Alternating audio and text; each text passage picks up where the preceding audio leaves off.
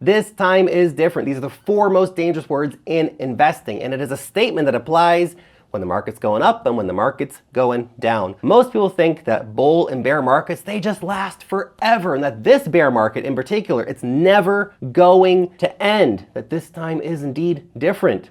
This is the time that everything falls to pieces and we go into the apocalypse. But all bear markets end. The question is simply when. And it's funny because we all enter the bull market kind of looking like this, right? And by the time you reach this phase of the bear market, you probably feel more like this. It's normal. It's normal. We all go through it. So let's talk about when this bear market might end. When might Bitcoin, altcoins, and stocks really start to see some positive price action, to get some hope back into the market? Well, the most obvious answer is about the Federal Reserve and when they decide to stop swinging the wrecking ball around in the economy. That will, of course, mean that inflation needs to come under control. Now, analysts at JP Morgan see that there is an inflation downshift coming. They say we're already starting to see big shifts in key areas like housing. For example, Zillow reports that rent prices have fallen precipitously in 2022, although we could still see sticky price inflation around some topics like oil prices as we come up towards the Russian oil price cap in Europe.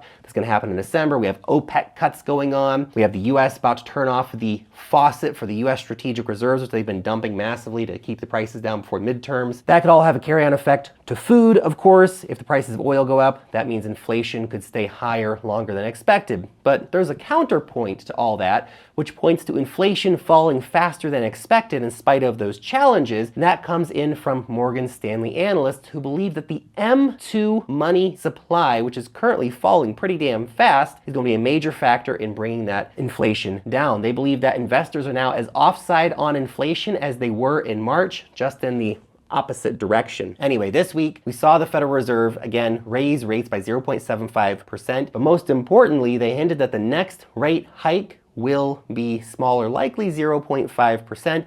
There's still a target of around 5% on the table for the peak of the hikes. Now, assuming that inflation can be kept down, that's where they're looking for. So when the Fed stops raising interest rates, it's likely that the market will start looking towards building, at least in the direction of a new bull market to form. It won't happen overnight, but it'll come slowly.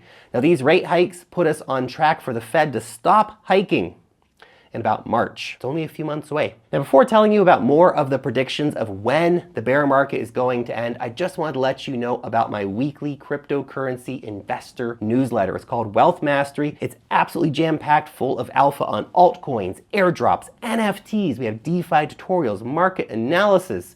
Join our 50,000 weekly readers by signing up for free using the link in the description. Now, Q1 also coincides with the spring, which is coming to Europe. You see, the big worry for Europe is that energy supplies might not be enough to last the winter, and that means that prices could still spike up a lot more, affecting global energy markets. They also worry that industry could be forced to shut down. Metal smelters, for example, get shut down. People are going to freeze in their homes, but all of these concerns are very real, and they do add to the weight of the uncertainty that markets are facing right now, but they're all going to finish early next year when spring comes back and people don't need to heat their homes as much. Morgan Stanley analyst Mike Wilson also came out, by the way, somebody who's ranked the best portfolio manager in the latest institutional investor survey. That's who that is in case you want to know. He said that he believes the bear market will end in Q1 2023 as well, although he thinks that it will not be the start of a new run up to all-time market highs.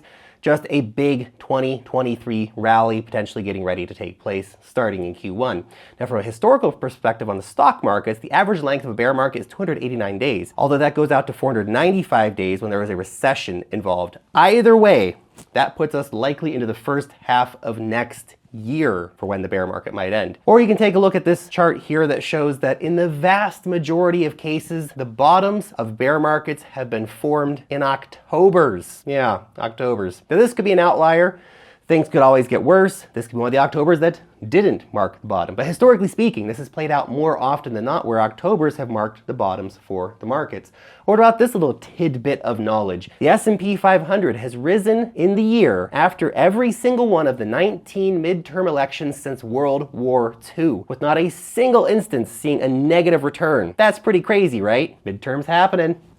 Does that speak good news for next year? That being said, any major shocks to the financial system could see a whole raft of craziness still happen. We could still see major banks go bankrupt like Credit Suisse or Deutsche Bank. We could still see recessions in many more economies. All other kinds of badness that could drag markets lower. No one knows for sure what will happen. These are all just models, theses, right? And also, at the end of the bear market does not mean that we're going to see prices all going to the moon in 2023, for example. Maybe a nice market rally will come, but not the moon necessarily. Just remember that markets go in cycles, that all bear markets do come to an end eventually, and that there are a lot of Bitcoin charts that I can also show you to help support such a thesis. But I just want to mention 2 of them. We could look at a dozen more charts probably. But the first one here is the Bitcoin monthly chart. Taking a look at the MACD, you can see that the last 2 bear market bottoms were marked by a reversal on the MACD, which is exactly what we are seeing right now. Now, to be clear, it took months after this happened before we actually saw some kind of new massive rally coming into the market, but it did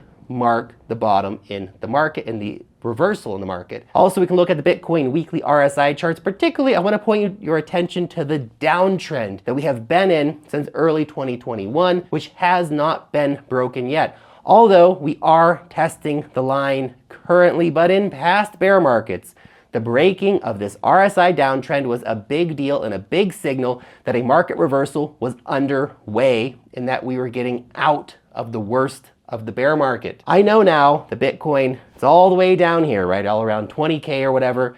And it feels like the price is just gonna keep dropping forever and ever. The bear market's never going to end, man. But the risk reward of buying Bitcoin here is a hell of a lot better than doing it at 69K.